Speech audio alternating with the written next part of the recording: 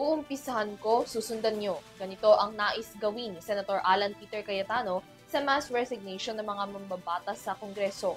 Ayon kay Cayetano, gagawin ito para manumbalik ang tiwala ng publiko matapos mabahiran kasunod ng mga irregularidad sa paggamit ng pondo ng bayan. Nananawagan rin ito na huwag idaan sa marahas na paraan ang mga nangyayaring usapin ngayon. Si Criza Lopez magbabalita. Habang naiipit ang Kongreso sa isyu ng korupsyon sa flood control projects, handang pangunahan ni Senate Minority Leader Alan Peter Cayetano ang mass resignation ng mga inihalal ng taong bayan. Sa kanyang paliwanag, nabanggit niya ang mga panawagan ng taong bayan sa malawakang protesta noong September 21. Panawagan anya ng ilang dumalo ang pagre-resign ni Pangulong Ferdinand Marcos Jr. at pananatili sa posisyon ni Vice President Sara Duterte. Salungat din sa panawagan ng iba na pagre-resign ni Sara Duterte at pananatili naman ni Marcos.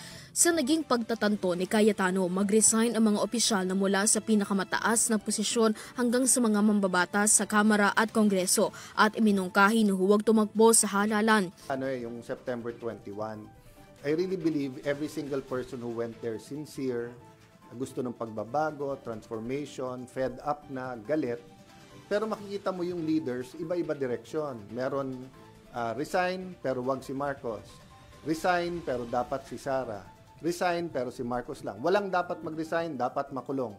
So dun po nag-start ko ma-discern na what if lang, what if? What if the President, the Vice President, lahat ng Senador, lahat ng Congressman mag-resign and then wag tumakbo ng isang cycle? Layunin nito na maibalik ang tiwala ng publiko sa pamahalaan matapos ang maling paggamit ng pondo ng taong bayan. Giit ni Cayetano na posibleng mas maging madali na mapanagot ang mga opisyal na nasa likod ng korupsyon. Lang ako dun sa mga nagko-comment ng ayaw namin mag-resign kayo, gusto namin makulong kayo. Dun sa mga guilty, pag nag-resign, mas madaling ipakulong, hindi mas mahirap. Kasi yung suspect mo nasa gobyerno lahat ngayon. Paglilinaw ni Cayetano sa mass resignation, handa siyang pangunahan ang resignation ng mga opisyal kung garantisado na aalis din sa posisyon ang kapwa niya mga mambabatas. Sabi ko, mag-sacrifice tayo, hindi mag-suicide. Gusto nila, ako lang mag-isa. No problem, yun ang gusto nyo. Pero it will not solve the problem. The problem will have new hope if we do it all as a group. Kung gusto nyo mauna ako, basta't may assurance akong susunod kayo. Git niya na imbes magrevolusyon at magkudeta ang taong bayan dahil sa pagkadismaya nito sa kasinungalingan na nangyayari sa gobyerno, maaari anyang maging alternatibong paraan ang transformation o revival imbes na humantong sa marahas na paraan.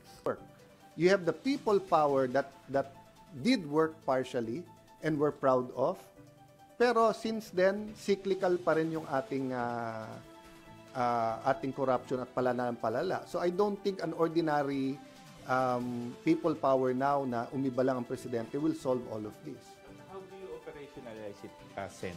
Considering na wala pong batas? No, I don't need to. Doon nga ako nagtataka sa mga legal lumin. Para sa Euro TV News, Criza Lopez, sumasaludo sa bawat Pilipino.